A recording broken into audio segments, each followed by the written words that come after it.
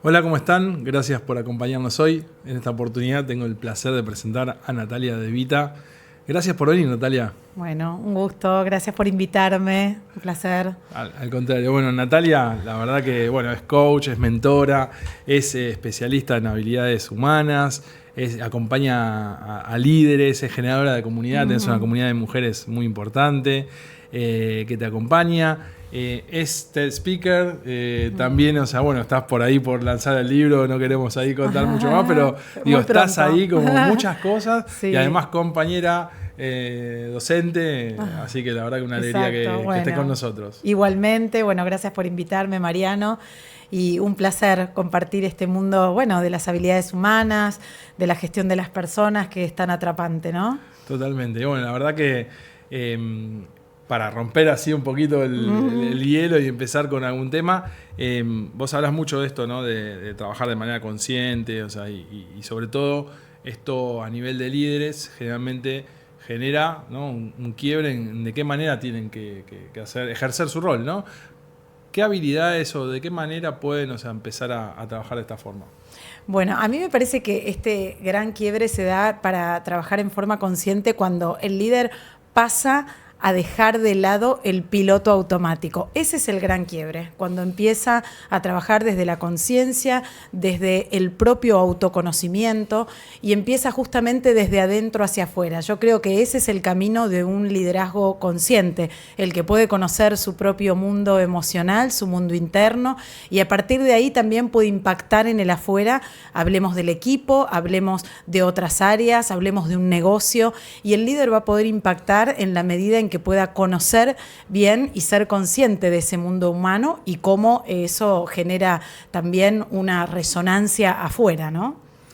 Bien, ahora esto de transformarse como líderes y venimos trabajando el tema en varias oportunidades y siempre escuchamos, ¿no? Como muchos desafíos en el contexto que estamos, ¿no? Un contexto de cada vez más veloz, o sea, tiene 1000 nombres, ¿viste? Le pusieron Buca, Vica, Vox, no sé, como hay un montón de nombres, pero lo cierto es que lo que sabemos es que está todo muy movido y así vos tenés que tratar de adaptarte como líder. ¿Cómo o qué habilidades recomendás que estas personas deberían empezar a generar como para poder enfrentar? Bien, mira, para mí hay 3 habilidades que son clave y que son no negociables, te diría, en este momento y en este contexto que vivimos. La primera tiene que ver con la flexibilidad mental, esta capacidad de poder adaptarnos a diferentes cambios, la capacidad que tenemos que desarrollar para cambiar de modelo mental. Quiere decir que quizá todo lo que nos trajo hasta aquí es buenísimo, nos hizo exitosos, pero tenemos que parar a pensar si realmente eso nos va a seguir aportando para el camino que tenemos por delante. Por eso en un mundo tan cambiante y un cambio como el que estamos viendo hoy, que son cambios repentinos, abruptos, la flexibilidad y la adaptabilidad es una de las competencias clave. La otra para mí tiene que ver con la gestión emocional y nuevamente acá las habilidades humanas son muy importantes. La capacidad que yo tengo de poder regular mis propias emociones, porque frente a un contexto de cambio muchas veces el mundo interno, ¿no? se mueve y hay muchas cuestiones que son difíciles de manejar, porque el mundo emocional tiene que ver con eso, ¿no? Parece como a veces se desata el tsunami frente a un cambio y no sabemos bien qué hacer. La regulación de esas emociones termina siendo realmente un diferencial. Y la tercera, para mí importante, tiene que ver con la comunicación. En un ámbito de cambios constantes, el poder comunicar claramente lo que está sucediendo me parece una habilidad clave y crítica de parte del líder. Con lo cual, estas 3 para mí son fundamentales. Te agregaría una cuarta que sería la capacidad de aprender y desaprender, porque rápidamente hoy los conocimientos que tenemos quedan obsoletos en muy poco tiempo, con lo cual esta capacidad que tengamos nosotros de adaptarnos, de aprender, de desaprender diferentes contextos, realmente va a ser un diferencial. Qué bueno, o sea, vos sabés que, bueno, escuchándote, ¿no? en este tipo de decir, bueno, habilidades que uno tiene que generar, siempre lo que uno trata de implementar, o por lo menos, por ejemplo, hablabas de habilidades humanas, no sé, la capacidad de escucha, el tiempo, de estar presente, choca con una agenda que medio que generalmente explota, ¿no? En la mayoría de las organizaciones. ¿Cómo balanceás, ¿no? esa necesidad de, por un lado, o sea, mantener esta agenda un poco más empática con las personas y por otro lado esta urgencia que tienen generalmente las organizaciones de resultados. Bien, para mí es muy importante definir prioridades, ¿no? Las prioridades, y siempre digo que las prioridades no pueden ser 15. Quien tiene 15 prioridades, en definitiva, no tiene ninguna. Entonces, las prioridades tienen que ser desde el punto de vista de la parte dentro de una organización, desde el punto de vista de las personas y desde el punto de vista de los resultados. Y esas son dos cosas que tampoco van por separado. Entonces, a la hora de priorizar, bueno, ¿cuáles son el verdadero impacto que van a tener estos objetivos en la dinámica del clima, de la gente, y también cuáles son aquellos objetivos que tenemos que van a tener impacto en los resultados? Para mí van las dos de la mano, pero la palabra es establecer prioridades en estos dos ámbitos, por un lado las personas, por otro lado las organizaciones, pero que terminan convergiendo siempre en un mismo lugar, ¿no? Totalmente, ¿no? Y a veces, o sea, muchas de estas cosas se dan, ¿no? Que la persona se da cuenta que capaz que tiene que actualizar su estilo, modificar, o mismo hacer un cambio en su carrera. Vos acompañás líderes, mujeres, varones, digo, pero desde el punto de vista tenés como una variedad de casuística. ¿Qué cosas ves que primero te traen al momento de decir, che, necesito cortar y cambiar y hacer otro camino? Bien, mucho de los casos que estoy trabajando es un redireccionamiento en su carrera profesional. Bien. Muchas personas llegan en un momento donde sienten la necesidad de reinventarse, quizá de lo que están haciendo ya no les entusiasma y necesitan pegar un giro hacia su carrera, y ese es un momento de reinvención donde muchas personas no saben o no pueden hacerlo solos o solas, y ahí acuden a la presencia de un coach, de un mentor. El otro tiene que ver con la capacidad de poder trabajar las creencias limitantes, que muchas veces son límites internos que nos ponemos frente a desafíos, y también necesitamos la ayuda o una mirada externa que pueda clarificarnos, que nos pueda ayudar a iluminar algo que por un momento se ve como un poco más oscuro. Así que te diría que todo el trabajo de mentalidad, el trabajo de reinvención o el del querer escalar o ascender dentro de la carrera, también muchas veces presenta desafíos, y las personas acuden a mentores y coach para poder delinear un camino efectivo para poder hacerlo. Ahora vos sabés que, bueno, hablamos en alguna otra oportunidad de justamente esos momentos de quiebre que se dan con las personas, dicen tengo que cambiar, quiero buscar otra cosa. Y por otro lado, o sea, este balance de decir, bueno, tengo toda una vida que mantener, o sea, y que a veces cuesta. ¿Cómo se trabaja, quizás, no sé, en el corto, en el largo plazo, esa idea de necesito cambiar, por otro lado tengo que mantener mientras tanto algo que quizás no es lo que más me gusta, ¿no? Exacto. Bueno, mira, la verdad siempre termina alcanzando a las personas. Yo digo que cuando algo te gusta y realmente tenés la habilidad, tenés las ganas, tenés la energía, por ahí tiene que ir el camino. Muchas veces eso se contrapone con el tema económico, pero uno tiene que diagramar una carrera y un camino en el que ambas cosas puedan estar lo más cercanas posible.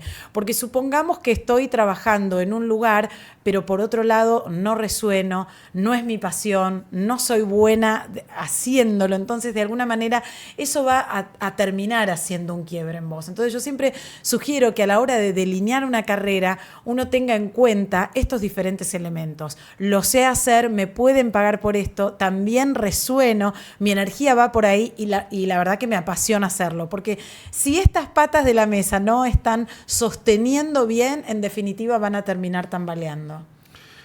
Ahora, muchas veces pasa que el tiempo, ¿no? del descubrimiento se puede dar rápido, y vos decís, bueno, esto es lo que me gusta.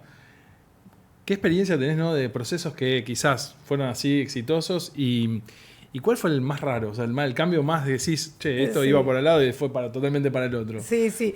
Me sonrío porque me acuerdo cuando vino a mí una ingeniera en sistemas, y me dijo, mira, necesito que me ayudes porque en realidad quiero dejar la ingeniería, una carrera muy impulsada porque fueron mis padres ingenieros, pero me quiero dedicar a la biodecodificación. Me pareció absolutamente legítimo. Cuando dijo, me quiero dedicar a la biodecodificación, se le iluminaron los ojos. Empezó a brillar, la energía se le expandió y empezó a contarme por qué la biodecodificación. Era una persona completamente distinta cuando hablaba de todo el rol de ingeniera dentro de la empresa en la que trabajaba, y otra diferente cuando me hablaba de este hobby que había nacido como un hobby, pero que realmente lo había meditado y pensado y quería dedicarse a lo que para ella era su pasión hoy en día. Así que el proceso fue muy desafiante porque ella tenía que quebrar toda una cuestión muy cultural, muy de familia, y hasta incluso creía que podía, como de alguna manera, traicionar el mandato familiar de la ingeniería por dedicarse a algo que incluso yo creo que explicándoselo a los padres les costaba entender a qué se dedicaba una biodecodificadora. Sin embargo, se jugó por el deseo, por su deseo ferviente, muy profundo, y realmente salió de lo que era la ingeniería para dedicarse. Y la verdad, yo la vi al final del proceso plena, resplandeciente, y jamás ella se hubiera imaginado incluso poder dar los pasos en una manera tan rápida como finalmente los dio. Qué bueno, entonces es animarse también a pensar. Es animarse, cosas. Es quebrar las barreras internas, es confiar en cada uno de nosotros, porque esa vocecita interna que muchas veces no queremos escuchar es la que definitivamente nos está indicando el camino, ¿no? Y como dijiste vos, el cambio te alcanza. El cambio y la verdad te alcanzan. Yo creo que esa es una frase que la aprendí durante este año bastante, porque cuando uno se niega a aceptar ciertas cosas, el cuerpo te lo va marcando y la verdad siempre termina alcanzando. Así que esto lo creo. Está muy bien. Bueno, otra de las cosas que hablás, o sea, y trabajaste tiene que ver con bienestar emocional y sobre todo dentro de las organizaciones. Hoy se habla también, está en agenda. Y bueno, durante la cursada también hablamos mucho de indicadores, ¿no? Cómo medir en general cosas.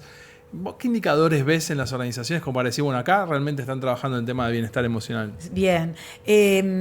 Esto del bienestar emocional tiene que sí o sí estar dentro de las estrategias del negocio. Es un gran indicador cuando desde la parte del liderazgo empiezan a dar señales concretas de que el bienestar emocional importa. Y esto es en la manera en que las personas son escuchadas y a partir de que son escuchadas se toman decisiones que estén contempladas respecto de lo que a la gente le hace bien. A mí hay un indicador que me parece muy importante que es cómo se toman las decisiones bajo presión, cómo es ese tratamiento. Sabemos que cuando se decide en contextos de alta presión, corremos el riesgo de el burnout, el estrés, de la ansiedad, de ciertas patologías, incluso dolencias que se dan en el ámbito laboral cada vez con más frecuencia. Y el hecho de tener un termómetro ahí es muy importante, porque vamos a darnos cuenta de que la toma de decisiones es cuidando a la gente y que si hay una situación de extrema presión se podrán tomar los recaudos también para que puedan ser de una manera efectiva, emocionalmente inteligente, y para mí eso es algo fundamental. He conocido también muchas empresas que lo miden a través de encuestas de clima. Hay un concepto que me encanta que es la seguridad psicológica, que es la capacidad que tienen estos líderes de poder generar un clima de contención, de confianza a la hora de tomar decisiones difíciles, a la hora de trabajar bajo presión y a la hora de contemplar, digamos, la emocionalidad de los empleados. Seguridad psicológica es algo muy importante que denota cuando una organización realmente le presta atención a estos temas. Está buenísimo. Y en un mundo también que va virando hacia una tecnología cada vez más presente, donde muchas de las relaciones humanas, ¿no?, se fueron como cruzando con la tecnología, que por un lado ayudó, porque la verdad cuando recién aparecían, ejemplo, redes sociales, uno decía, acercó a la gente, acercó a las personas, pero por otro lado, se genera todo un ecosistema diferente de interacciones. ¿Cómo se puede mantener quizás el contacto humano dentro de las organizaciones pese a la tecnología? Bien, sí, hoy por hoy con todo esto... Ni hablé de IA, estamos hablando de tecnología en general. La cercanía, la empatía con el líder, que son habilidades centrales, la comunicación frecuente. Esto sucedió en acontecimientos que hemos vivido mucho y donde la comunicación, la empatía, la cercanía con el otro realmente se puso de manifiesto. Y a mí me parece que mantener la humanidad es muy importante en un contexto como el de hoy que vos decías de la tecnología y de la inteligencia artificial. Si bien nos va a ayudar muchísimo y siento que es algo muy complementario, las conversaciones difíciles, la resiliencia, la empatía, el liderazgo consciente son tremendamente humanos. Y yo siento que por ahí las organizaciones tienen un gran desafío en ese sentido de mantener esa humanidad. ¿Cómo la mantenemos? Justamente trabajando en que los líderes puedan estar cada vez más conectados consigo mismos, porque en la medida en que uno está conectado consigo mismo, puede estar conectado con el otro, que pueda ser empático, que pueda ser cercano, que pueda tener en cuenta estos indicadores de los que hablábamos antes. La tecnología puede ser fabulosa, pero siento que estas cuestiones que comentamos recién van a hacer a una organización humana y le puede dar un diferencial muy grande. Bueno, hace un ratito hablamos de cambio, bueno, y también hablaste de creencias limitantes, generalmente tienen que ver con el individuo, ¿no? En particular. Cuando se viven transformaciones culturales que querés llevar adelante dentro de las organizaciones, ¿cuáles son las barreras principales? ¿Tienen que ver más con el individuo, con estas creencias? ¿Tiene que ver más con el peso de esa cultura que ya existe? Exacto. Tiene que ¿Cómo ver rompes con todo eso? Claro, tiene que ver con el individuo, pero también el peso del sistema es muy fuerte. Diría que el sistema termina pesando muchísimo. Entonces, si queremos desarrollar líderes conscientes, pero hay toda una cultura de un liderazgo mucho más rígido, poco permeable, inflexible, el sistema nos termina ganando, con lo cual el trabajo sobre la cultura termina siendo esencial. Y el trabajo sobre la cultura me refiero que justamente también en la incorporación de nuevos perfiles que ya traigan este mindset de la conciencia, del autoliderazgo, de la flexibilidad, de estas competencias clave, también después van a ser una influencia en la cultura. Y es así como poco a poco podemos ir cambiando y modificando estos sistemas culturales que en muchas compañías son buenas noticias porque cada vez más hay conciencia de esto. En muchas otras todavía siguen, vamos a decir, prevaleciendo sistemas de liderazgo ciertamente rígidos, autoritarios, cada vez menos, pero los hay. Entonces hay que trabajar mucho en la cultura, hay que observar bien qué perfiles quiero incorporar a la compañía, cómo quiero desarrollar a los líderes del futuro, y eso tiene que ser un mix entre habilidades humanas y habilidades tecnológicas. No olvidemos que la tecnología en lo técnico nos va a brindar casi todo, con lo cual el diferencial va a venir por las habilidades humanas. Ahora sabés que hablabas de estilos de liderazgo, ¿no? Y uno generalmente asocia estilos de liderazgo con generaciones determinadas. Esto lo preguntaba también en un invitado que vino hace poquito, o sea, respecto de si realmente tenía que ver estos estilos más tradicionalistas de control con las generaciones o era una cuestión simplemente de sesgo, ¿no? De verlo así asociado y que realmente las nuevas generaciones se traen en cambio simplemente por ser nuevas generaciones. Sí, ¿cómo lo ves? Yo creo que estas generaciones vienen con una mentalidad como donde fluyen más las cuestiones, ¿no? Donde esta palabra que estoy nombrando, fluye, y quizás en generaciones diferentes como las nuestras estábamos más desde el modo control. Voy a controlar, no voy a delegar, porque como no delego lo hago yo, lo hago bien, entonces esto me permite un control absoluto. Sin embargo, de este control el otro no crece, el otro no va progresando dentro de la organización y ahí se forma un círculo vicioso. Hoy es casi impensado tener un grupo de gente joven que no sienta que tiene que crecer y que no te pida pista todo el tiempo, con lo cual incluso te desafía a vos como líder a generar esos espacios, incluso mentales, para que uno le pueda dar esos lugares, ¿no? Yo creo que nuestra generación estuvo más seteada por el control, por el estar ahí vigilando, mirando, y hoy eso realmente se va modificando producto de un contexto que cambia todo el tiempo y que no te da margen para ese control excesivo, ininterrumpido de antes. Ahora, vos sabés que, por lo menos, no sé, después de pandemia había toda una tendencia, ¿no?, de esto de la gran renuncia, y habría como una idea de, bueno, que parecía que se revolucionaba un poco el mundo del trabajo, toda esta idea también de, no sé, de hacer fuerte el concepto del home office y que iba a permanecer por muchos años. Y después, por lo menos lo he tratado de discutir en algunos puntos, vi que hubo como contratendencias, ¿no? O sea, como una vuelta a modelos tradicionales. ¿Dónde ves que capaz se puede encontrar el equilibrio entre este péndulo que va para un lado, va para otro? ¿no? ¿Dónde ves que va a parar capaz más este mundo laboral, o sea, respecto a estas tendencias? Sí, yo creo que un modelo híbrido me parece que es razonable. Ni la excesiva presencialidad como el formato de antes, porque estaríamos queriendo recrear algo que ya no existe, ni esto de no vamos a la oficina directamente, porque vuelvo a lo que hablábamos antes, estas habilidades que necesitan la cercanía, la conversación, la mirada, la escucha, necesitan de la presencialidad, con lo cual creo que vamos a un formato híbrido, humano, con presencia y con conciencia. Esto es lo que a mí me parece que son como estas 4 cuestiones bien centrales. Híbrido, humano, presencia y conciencia. Acompañás grupos de mujeres, como, bueno, está buenísimo estas comunidades que generás.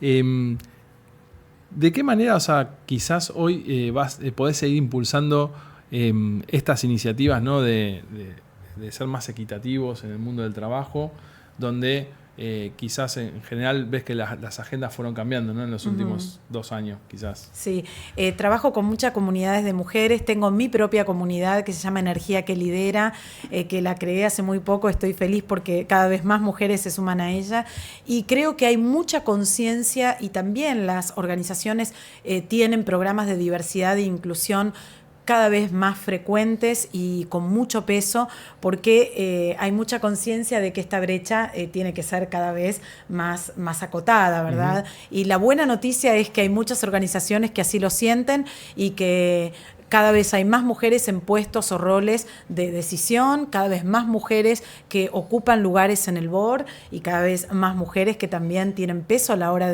y son escuchadas a la hora de tomar decisiones.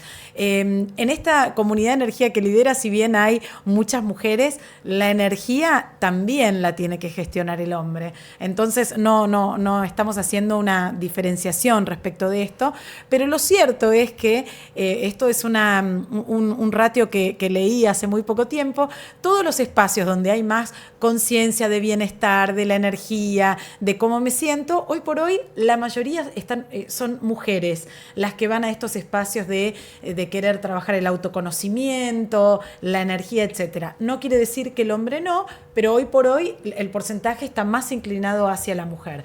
Yo lo que creo que en la medida en que vayamos avanzando en estos desafíos de esta realidad, todos vamos a necesitar de un espacio para recuperarnos, para trabajar esta energía que se nos drenó al final del día, para tener un momento a solas, para poder meditar 5 minutos a la mañana, para poder ejercitar, para poder ir a correr, para que uno tenga ese espacio para recuperarse de un cansancio o de un agotamiento. Lo que sí no creo es que no te busques el espacio para eso, porque si no, ahí las consecuencias van a ser otras, ¿no? Pero estos espacios son cada vez más mixtos y en el caso de mi comunidad, siempre bienvenida a que sea también así, ¿no?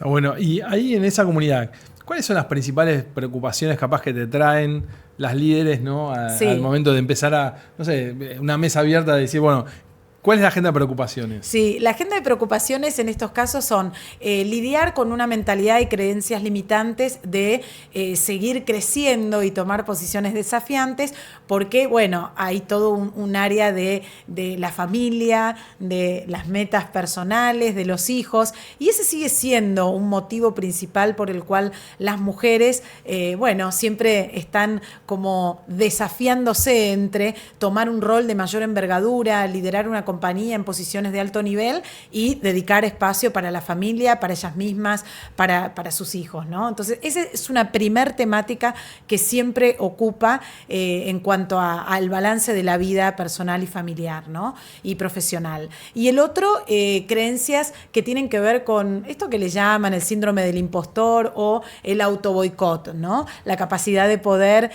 creer y confiar en los recursos que cada uno tenemos para implementar un proyecto, para lanzar tu marca personal, y eso también sigue siendo un gran desafío. El creer que puedo abrirme una oportunidad de un proyecto propio que me vaya bien, que gane dinero y que me guste hacerlo. Este es otro gran desafío que tienen las mujeres y lidiar con una de las emociones que genera muy baja energía, que es la culpa. Este es otro gran desafío, que es manejar la culpa. Lo digo la culpa porque es una de las que, bueno, como yo siempre estoy muy cercana a estos temas, la culpa es una de las emociones que más baja vibración tiene, con lo cual muchas veces nos agarra, nos toma la culpa y a veces es difícil de poder gestionarlo, ¿no? Vos sabés que me quedé pensando, ¿no? Este concepto que mencionaste, pues se llama energía que lidera, pero sé que es mucho más profundo, ¿no? Contanos un poco más de la idea, el concepto y herramientas que salen a partir de eso. Buenísimo. Energía que lidera nace de que siempre nos enseñaron a gestionar un proyecto, a gestionar una empresa, a gestionar equipos, tareas, pero no nos enseñaron a gestionar nuestra propia energía, que es la que en definitiva sostiene todo. Y cuando hablo de energía, hablo de 4 tipos de energía. La energía física, que es la energía del cuerpo, que sube cuando vos te cuidás, cuando le atendés las señales al cuerpo, cuando te alimentás bien, cuando podés descansar, y baja cuando haces todo lo contrario a eso. La energía mental, que tiene que ver con el ruido mental que todos tenemos a lo largo del día, el pensamiento en bucle, rumiante, repetitivo, ahí baja totalmente nuestra energía y sube cuando hay claridad, prioridades, una dirección, un norte y donde puedo poner prioridades y allí voy.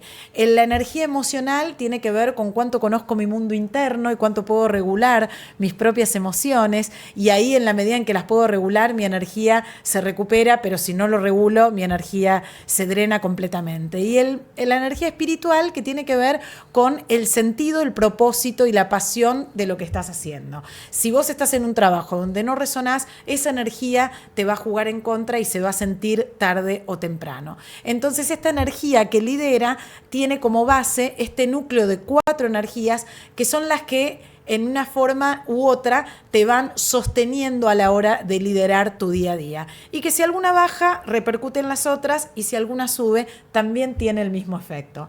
Esto es lo que tiene que ver con mi propia comunidad y con el futuro libro que voy a lanzar. Está muy bueno. Y ahí estará el equilibrio, ¿no? Encontrar cómo uno puede ya masterizar, ¿no? Esta idea de, equilibrar las energías como para poder funcionar. Exacto. Y cuántas herramientas. Y una forma de equilibrar, que les regalo esto, tiene que ver con observemos al final del día cómo llegaste.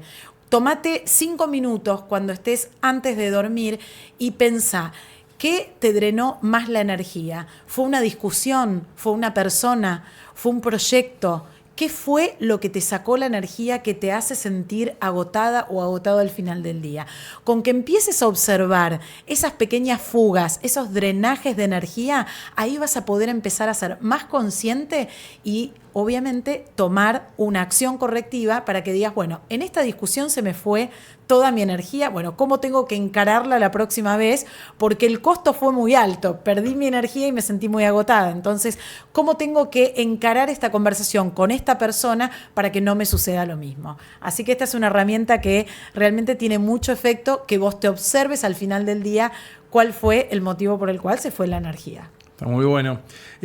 Y sé que escribís bastante, ¿no? Y estás presente. ¿Dónde te podemos encontrar en redes? Bueno, en las redes me pueden encontrar en LinkedIn, Natalia De Vita, que ahí realmente vuelco todo lo que hago, todas las actividades que comparto y también mi voz respecto a mi especialidad, que son las habilidades humanas, la inteligencia emocional, el liderazgo consciente y la energía.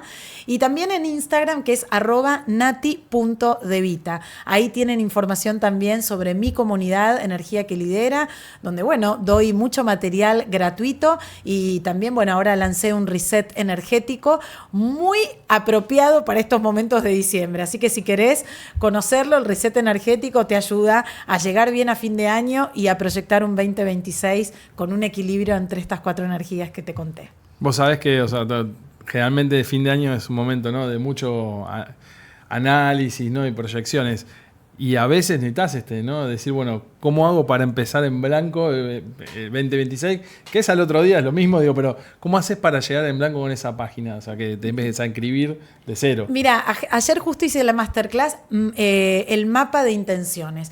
Entonces, lo que invito es a que te tomes antes de fin de año un momento para vos, un espacio de silencio, de música, de algo con lo que vos resuenes, y empieces a pensar aquellas intenciones que quieras ver proyectadas. La intención tiene que ver mucho con este norte, esta dirección que está impregnado de tu energía, de tu motivación, y qué es lo que querés ver plasmado en tu 2026. ¿Es un proyecto? ¿Es mayor facturación? ¿Es tener confianza para lanzar tu marca personal? ¿Es reinventarte? ¿Es crecer en un puesto a un nivel siguiente? ¿Es viajar? Es sentir que te tomás las cosas con más calma, es regular tu mundo emocional, es viajar con tus hijos, es dedicarte un espacio para vos. Intencioná aquello que querés ver plasmado, ponelo ya sea con imágenes, con frases, con lo que vos sientas que te identifica, y ahí ya vas a tener un mapa de intenciones que va a ser esa brújula interna que te va a guiar para todo el 2026. Te aseguro que tiene resultados maravillosos. Está buenísimo, estás dejando un montón de conceptos e ideas que está bárbaro. Vos antes, sos consultora, acompañás, dijimos, la verdad que tenés una agenda súper activa y trabajas con empresas, con organizaciones. Antes tuviste la gestión de HR, o sea, sí. Fuiste de línea de recursos humanos, ¿no? Sí. Muchos años. Y la verdad que esa experiencia se debe cruzar, ¿no? En día con tu experiencia. Cuando estás en las organizaciones trabajando con áreas de recursos humanos, ¿cuándo ves cuándo detectás que un área de recursos humanos realmente acompaña los procesos? ¿Qué características tiene ese área? ¿Qué características tiene? Esto es algo que en nuestra materia que compartimos se los digo desde el minuto 1. Creo que el área de recursos humanos contribuye enormemente cuando conoce el negocio, cuando está al lado del negocio, entendiendo sus necesidades, entendiendo cuál es el espacio para poder crear una cultura, un programa, un proceso, para poder acompañar a que el negocio dé los resultados que tiene que dar. Y esto lo hace de la mano de las personas. Entonces, la clave para mí, fundamental, y es lo que siempre le digo a los alumnos, es recursos humanos va a hacer muy bien su papel cuando esté sentado en la mesa del comité directivo y esté entendiendo el negocio y cómo puede contribuir desde su propio lugar. Está muy bueno. La verdad que, Natalia, nos queda un montón de temas. Sí. Seguramente vamos a volver a encontrarnos. Es un placer. ¿Algún mensaje final que te gustaría dejarnos? Sí, algún mensaje que tiene que ver con que para liderar a otros, para que pueda ser efectivo, primero hay que mirar hacia adentro, liderarse a uno mismo, observarse, ser consciente de tus propias limitaciones, de lo que tenés, porque eso mismo que es adentro es lo que vas a dar afuera. Así que si sos consciente, seguro vas a tener un impacto mayor, no solo en tu equipo, en el negocio, sino también en los resultados y en vos mismo. Bueno, espectacular. Bueno, la verdad que gracias por venir. No, por favor, un placer enorme haber estado acá y visitarte. Y bueno, generamos otra visita pronto. Totalmente. Bueno, gracias por estar también. Nos vemos pronto. Gracias, nos vemos.